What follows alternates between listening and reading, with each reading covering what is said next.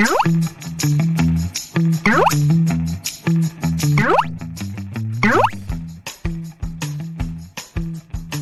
mga katek! Yan. Ano ba sira niyan, te? Saksak mo Yan. nga, saksak mo. Para makita natin. Okay, naka-charge yan, ha? Tapos, saksak mo.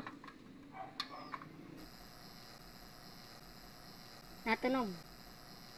Hindi siya nagcha-charge. Natunog eh. Ito yung problema. Hindi siya nag-indicator light na tumatakbo. Tapos, ayaw niyang mag-charging. Okay? Ito yung gagawin natin. Tumutunog. Mainit talaga. Tapos, natunog. Nagcha-charge ba yan pagka ganyan? Hindi. Hindi ito. Okay, hindi. Bali, ito yung problema niya. May power naman siya, pero ayaw niya mag-indicator light na tumatakbo, tapos maingay. Yan yung naging problema niya. Kung naging ganito yung sira ng inyong mga EcoBike charger, panoorin nyo ng buto para magkaroon kayo ng idea kung paano natin yung gagawin. Yung ganitong mga charger, paano nga ba natin mare-repair na sa pinakamadaling paraan? Lalo-lalo na sa mga nagsisimula. Okay, panoorin nyo ng buto para may idea kayo. Okay, yung voltahe nito ay 48 volts. Yung kanyang rating. Pero Chinese yung sulat eh. Yung naging problema nito, maingay, tapos ayaw niyang mag-indicator light na tumatakbo. Pero may power naman.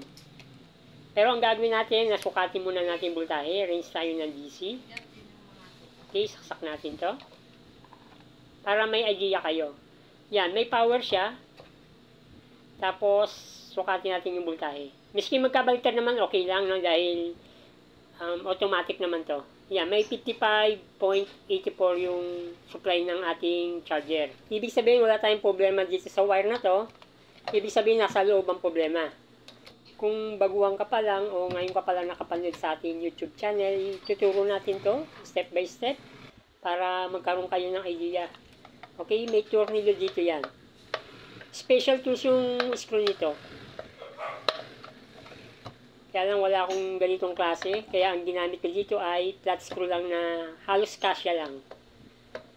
O pwede naman. Kung baguhan pa lang po kayo sa aking YouTube channel, huwag pong kalimutan mag-subscribe. Click nyo na rin po yung ating notification bell button para updated po kayo sa ating video. Pagka nakalas na natin yung dalawang screw, pwede na natin makalas to. Yan. Hahatakin lang natin yung back cover. Okay?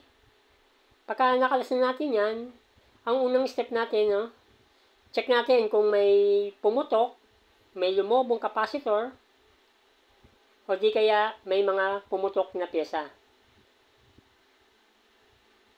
Pero malinis eh, oh. Hindi naman lobo yung capacitor natin, tsaka to. Okay?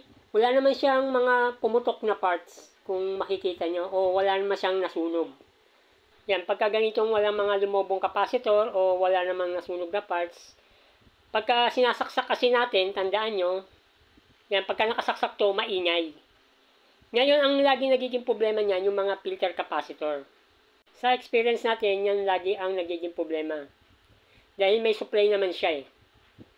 Yan, 68 UF na 400 volts to. Pero kung pagmamasdan natin yung mga filter capacitor ay hindi lobo. Minsan dyan din sa mismong secondary. Pero sa experience nga natin, itong mismong capacitor na to ang nagkakaroon ng problema. Ngayon, po pwedeng leak yan, kahit na hindi lobo, papakita natin sa inyo kung ano nangyari dyan. Pero bago nyo galawin, discharge nyo. Yan, di-discharge natin. Yung negative tsaka positive yung filter capacitor.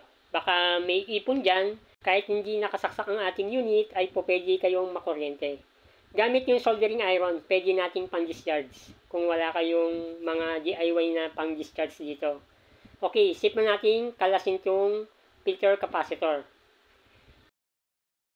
Kalasin natin yung dalawang terminal ng capacitor.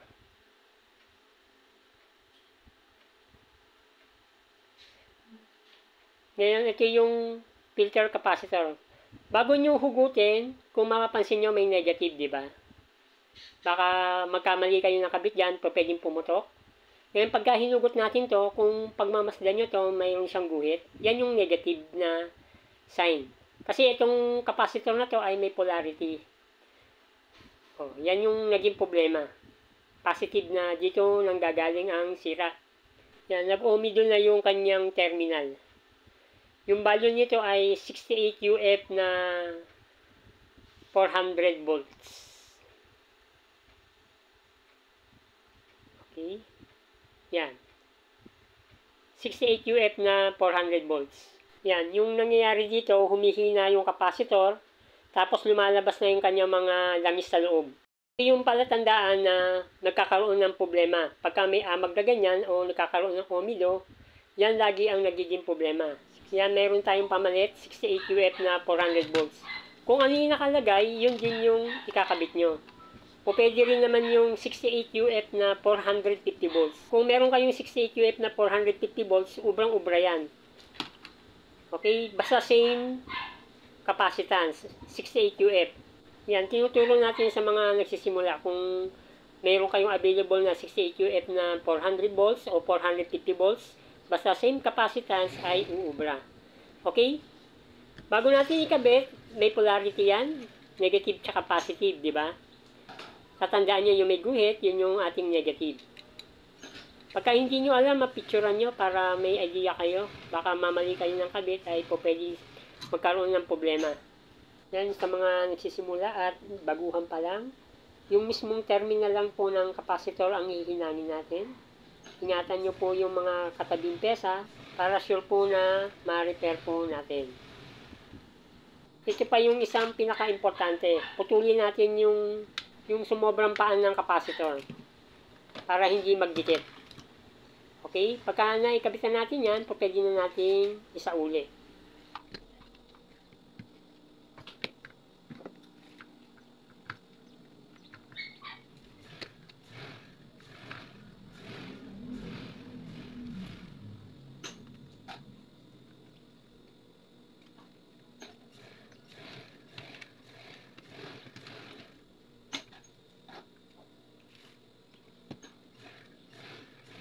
Para mas mapadali kayo, kung mapapansin nyo, ito yung blower. May guide yan. Yan din natin itatapat yan. Tapos iscrewhan natin.